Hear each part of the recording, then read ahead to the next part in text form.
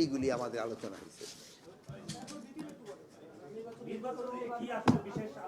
নির্বাচনের ক্ষেত্রে যেটা অ্যাজ ইউজুয়াল, যেহেতু আপনারা জানেন যে প্রথমই থেকে আমরা আলোচনা করি যে এখানে কতগুলি ঝুঁকিপূর্ণ রয়ে গেছে এবং কতগুলি ঝুঁকিপূর্ণ না, এইগুলি দেখে আমাদের ডিপ্লয়মেন্টটা কীরকম এইটা, প্লাস আমাদের বডি ক্যাম্প যেটা কিনা হচ্ছে এটার অগ্রগতিটা কী, এবং এদের যে যেগুলি চলে আসছে আমাদের কাছে আছে ওইগুলিতে প্রশিক্ষণটা কতটুকু হয়েছে, এবং অন্যান্য বাহিনীগুলিতে তাদের প্রস্তুতিটা কী।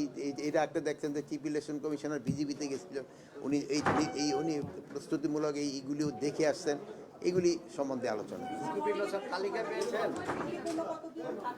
এখন এই ঝুঁকিপূর্ণ তালিকাটা আপনাদের আমরা দিতে চাচ্ছি না একটা কারণে, এই ঝুঁকিপূর্ণ এটা কিন্তু চেঞ্জ হতে থাকে পরিস্থিতির সাথে সাথে। ফাইনালি একটা দেশম করার পরে সেই সময় আমরা সংখ্যাটা বলে দিই।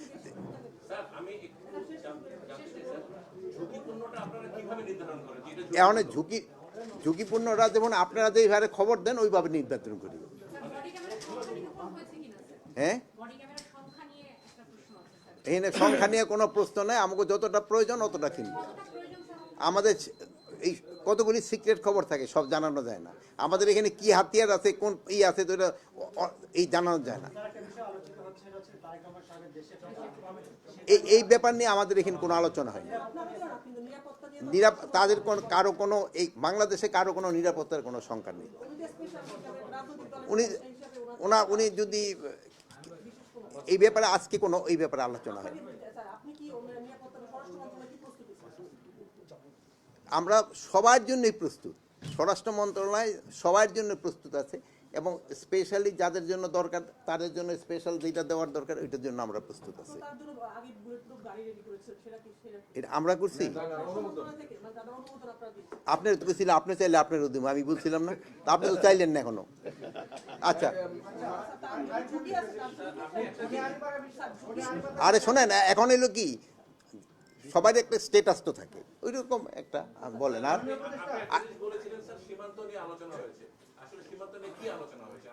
ইলেকশনের সময় আমাদের ক্ষেত্রে ধরেন যে সীমান্ত দিয়ে যেন কেউ আবার ইশারা ইনক্লুডার যেন ঢুকতে না পারে, এইগুলির ক্ষেত্রেই মেইনলি আলোচনা হয়েছে।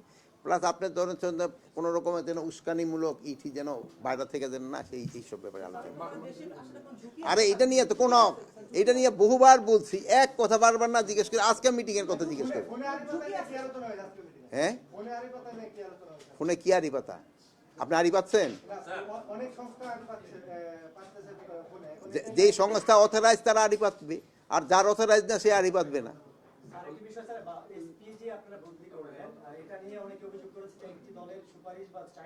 এটা কেউ কোনো অভিযোগ করে না, আমি এই প্রথমবার আপনার কাছ থেকে শুনলাম, আমার কাছে কেউ কোনো অভিযোগ করে না, আমার কাছে কেউ একটা অভিযোগ করে না, সত্যি কথা।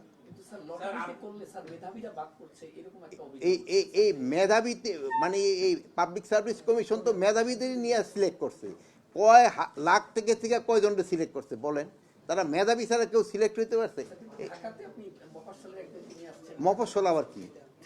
মফস্বল কি? এখানে আমাদের হলো আইন শৃঙ্খলা পরিস্থিতির উপর নির্ভর করে।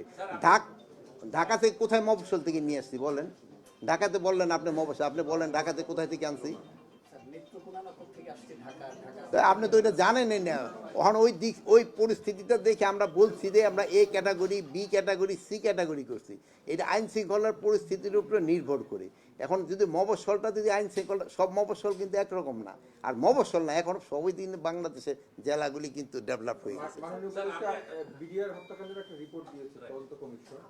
সেই এর আগে মানে অনেকগুলো রিপোর্ট হয়েছে, আসলে আপনারা স্বরাষ্ট্র মন্ত্রণালয় এই রিপোর্টটাকে কিভাবে দেখছেন? এই যেহেতু এই স্বরাষ্ট্র মন্ত্রণালয় এটা খুব সিরিয়াসলি দেখতেছে, এবং এটা আপনি দেখছেন ওই ভলিউম কতগুলি, এগুলি আমাদের সম্পূর্ণটা পড়া হয় নাই। পড়া হওয়ার পরে ওনাদের যে রিকমেন্ডেশন এটা অবশ্যই বাস্তবায়ন করতে হবে।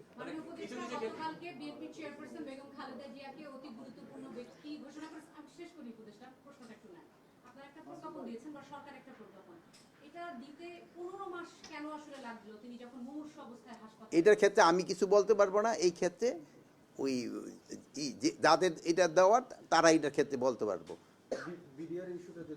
বিডিআর ইস্যুতে আমি তো বললাম যে আমরা এটা তো পুরাটা দেখতে হবে। আপনার দেখছেন যে ভলিউমগুলি কতগুলি, এগুলি দেখে যেসব আহারে ওই বিরিয়ানিটা বাইরটা দিয়ে দাও আগে, খাইতে থাক মজা কেটে বলেন। না, শেষ করতে পারছিলেন না। ওই, এখন হইলো ওই এইগুলি তো আগে পড়তে হবে, তো ওনাদের যে রিকমেন্ডেশন ডেফিনেটলি খুব ভালো ভালো রিকমেন্ডেশন আসছে, ওইগুলো অবশ্যই বাস্তবায়ন করা হবে। পার্শ্ববর্তী একটা দেশকে দায়ী করা হয়েছে ওই আমি এখন পর্যন্ত যেহেতু পুরাটা পড়ি নাই, এই জন্য আমি এইটার ব্যাপারে পুরো কমেন্ট করতে পারি না। না, এই খাওয়া ঠান্ডা হয়ে যাবে কা, আরে না, খাওয়াটা ঠান্ডা হয়ে যাবে, এই তাড়াতাড়ি দাও, বিরিয়ানি ঠান্ডা হয়ে যাবে।